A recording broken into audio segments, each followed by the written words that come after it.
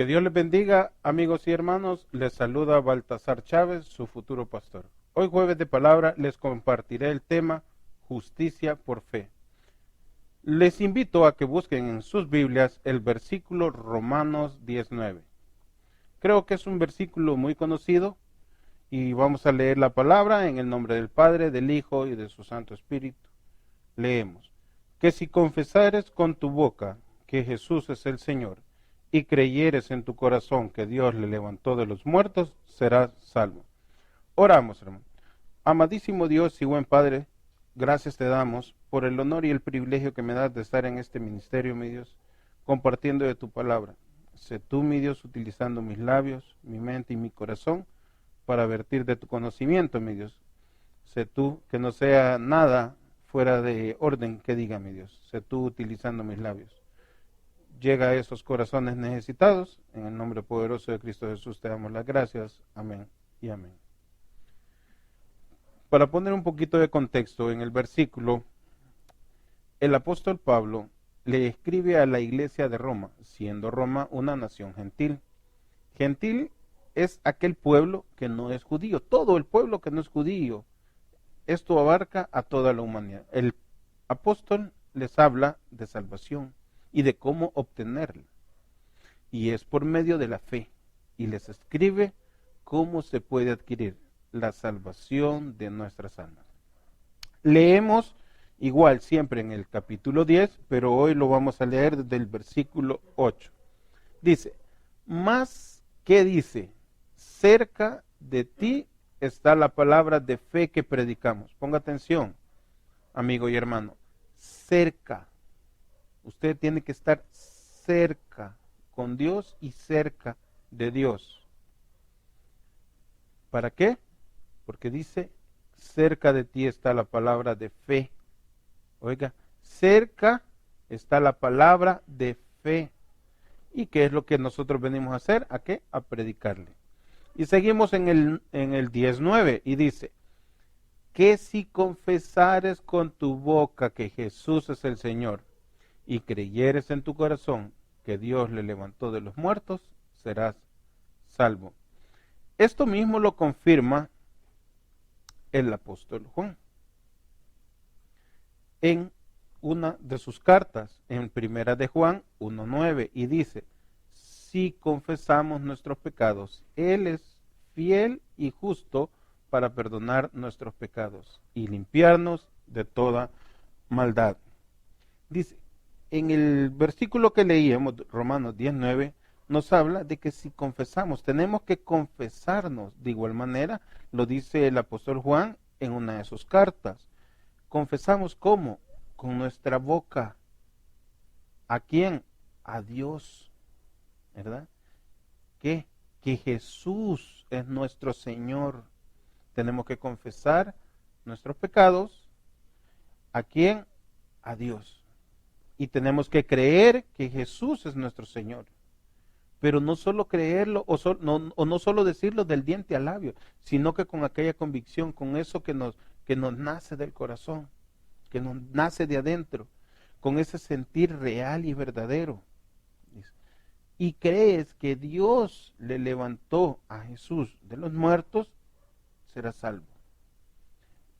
Este es algo tan lindo, hermano,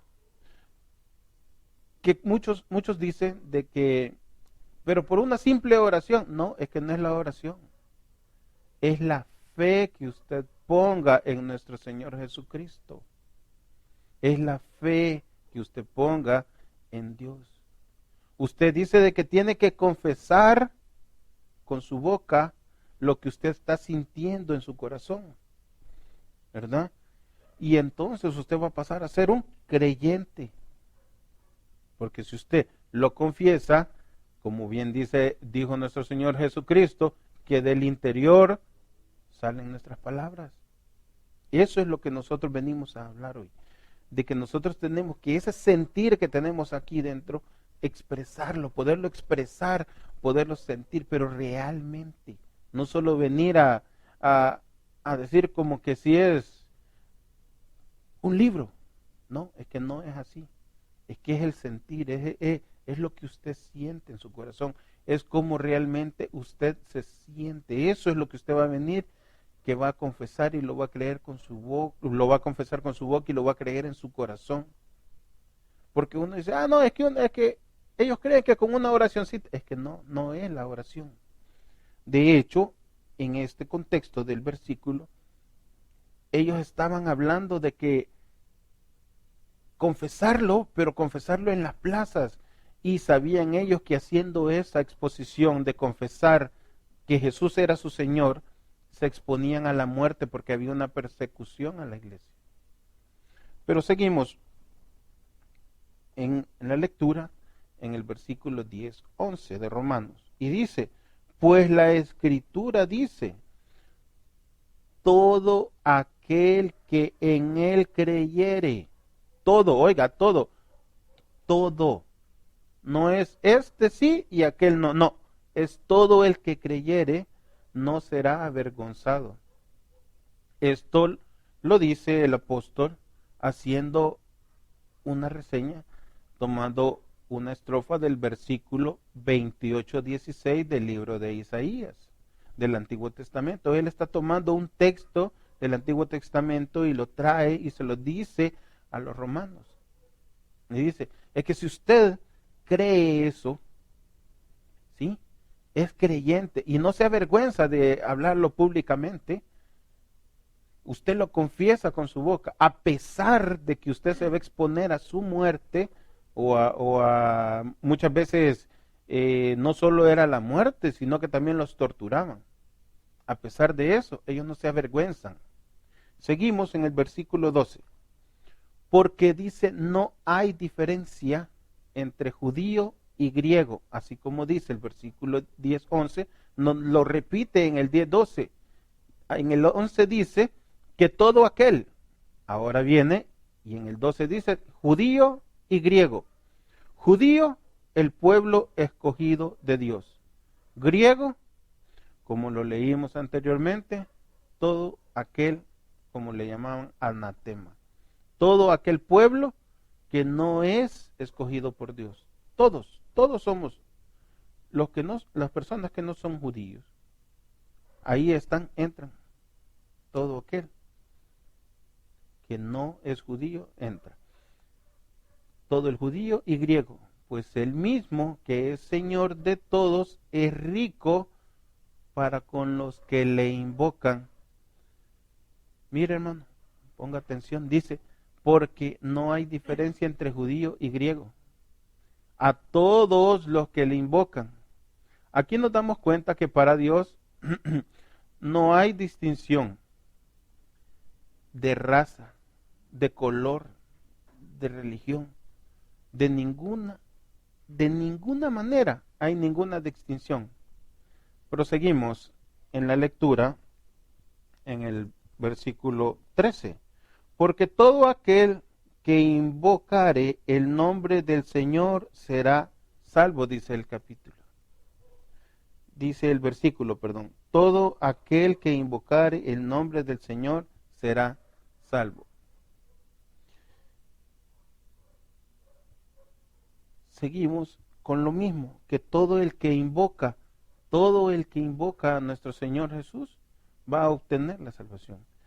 Seguimos en el 13 leyendo, donde nos dice de que porque todo aquel que invocar el nombre del Señor será salvo.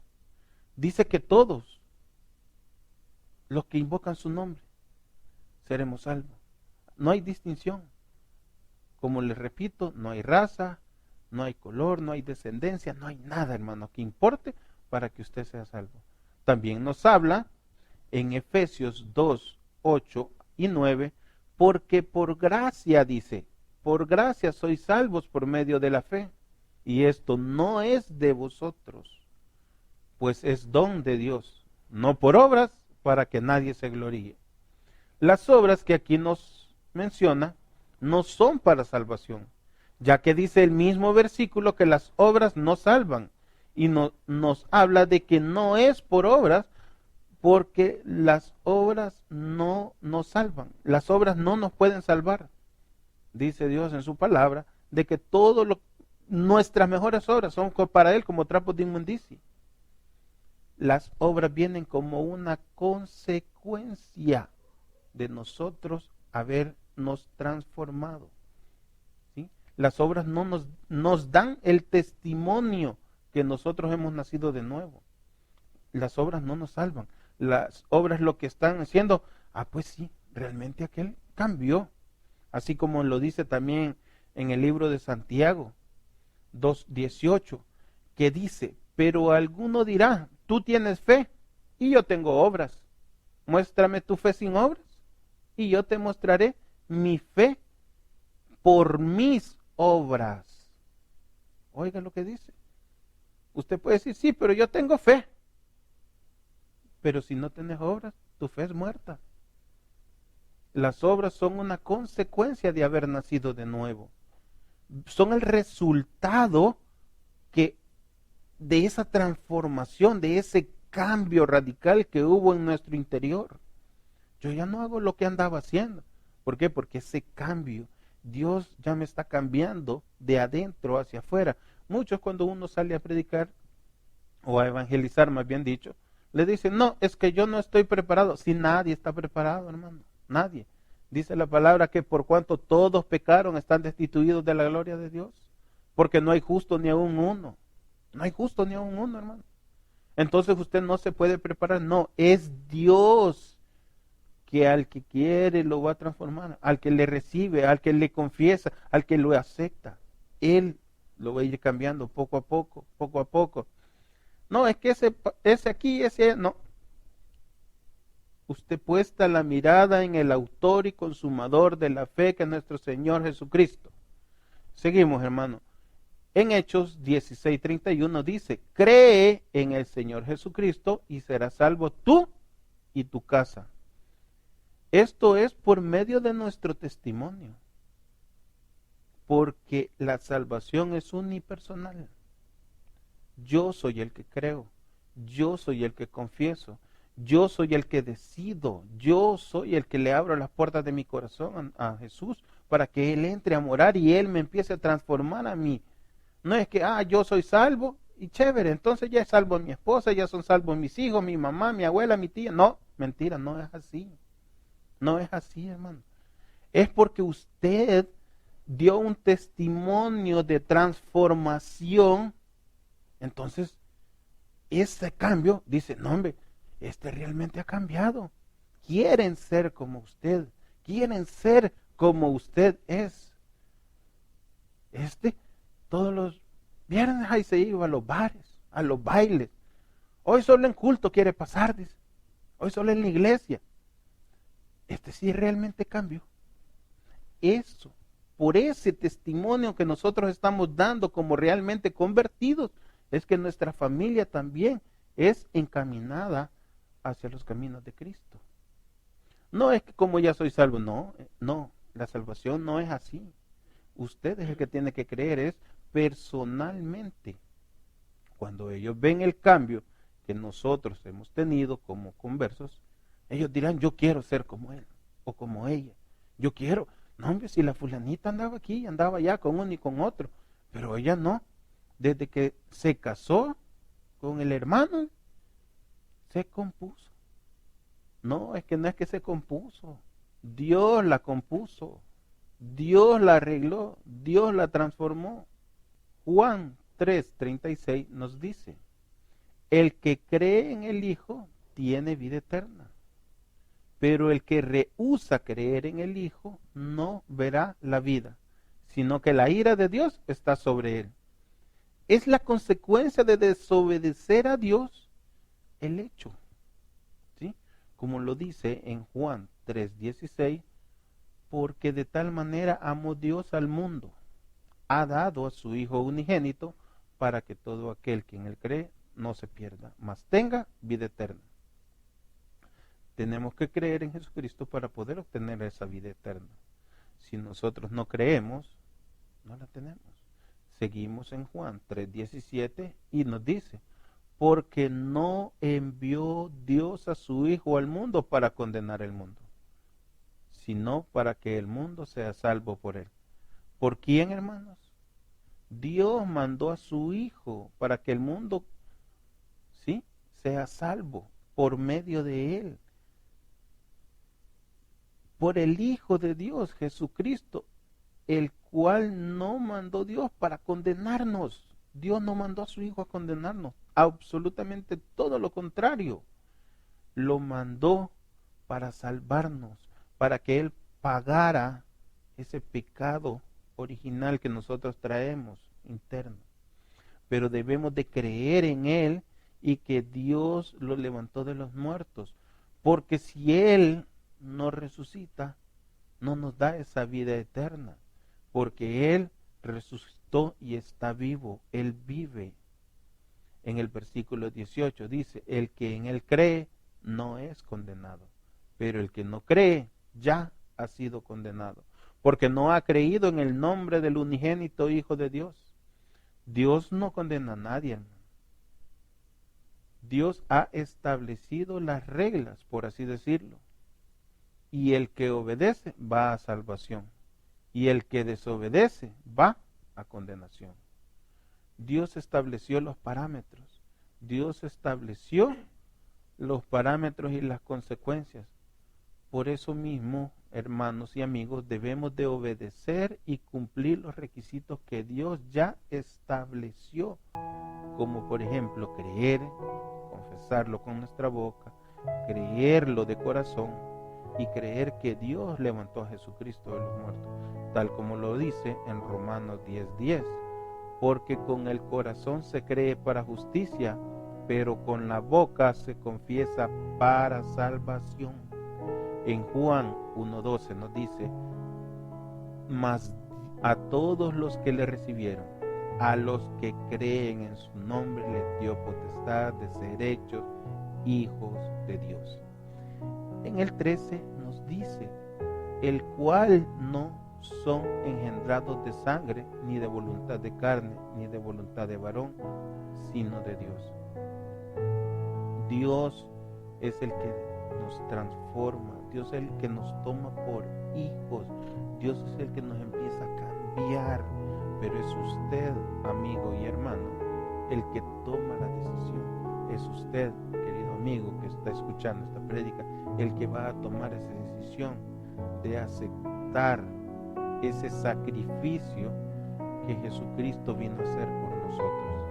Usted es el único que va a aceptar que Dios le levantó de los muertos. Si usted lo cree de corazón, lo confiesa y lo cree, su vida será transformada. Su vida va a ser totalmente transformada. No es porque yo lo diga, es porque Dios lo ha escrito en su palabra en Romanos 10:9, que si confesares con tu boca que Jesús es el Señor y creyeres en tu corazón que Dios le levantó de los muertos, serás salvo. Muchísimas gracias, hermanos, que el Señor me los bendiga. Vamos a orar. Amadísimo Dios y buen Padre, gracias santo y bendito Señor por el privilegio. Gracias Señor por haber preparado sus corazones, por haber llegado a esas palabras. Llega a esos corazones necesitados, llega a esas personas que están buscando de tu presencia, mi Dios. Te lo suplicamos en el nombre poderoso de Cristo Jesús y te damos las gracias. Amén. Querido amigo, si al oír este mensaje el Señor te ha tocado el corazón y quieres aceptarlo como tu Salvador, repite esta oración después de mí. Señor Jesús, te necesito. Gracias por morir en la cruz para pagar mis pecados. Te pido perdón por mis pecados y te recibo como mi Señor y Salvador.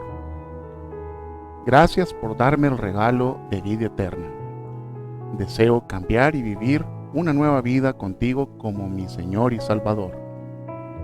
Escribe mi nombre en el libro de la vida y prometo serte fiel y justo. Gracias, Jesús. Amén. Bienvenido, hermano, a la familia de Dios. Por favor, ponte en contacto con nosotros y escríbenos para poder estar pendiente de ti y tu familia. Y poder referirte a una iglesia donde tú puedes estar muy bien caminando en la senda de Dios. En la pantalla aparecen las redes sociales donde tú puedes contactarnos. No tardes, te esperamos. Alabado sea el Señor. Que Dios los bendiga.